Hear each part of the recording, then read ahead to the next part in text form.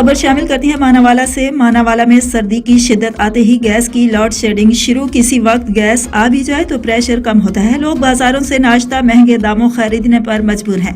मसीह जानते हैं मानावाला से राना अख्तर खान की इस रिपोर्ट में।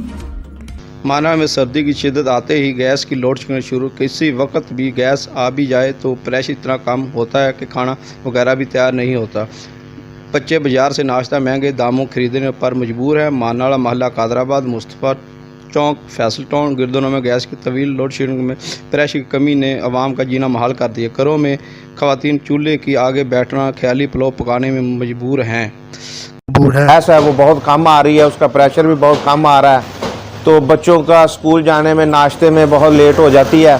और हमारी अपील है कि जो हुक्मरान बाला है वो इसका नोटिस लें और ख़ास तौर पर ये गैस की लोड शेडिंग में जो है ना वो कुछ कमी करवाएं। अब माना गैस की लोड होनी शुरू हो गई है, हालांकि सर्दी पूरी आई भी नहीं, तो सुबह प्रेशर भी इन्ना घट होंगे कि नाश्ता भी नहीं बनता। बच्चों का जो स्कूल जाना होंगे ना बहुत प्रेशर घट होंगे वा, जिसकी वजह तो मतलब नाश्ता बनाने बड़ी दुश्वारी ना पेश होती है।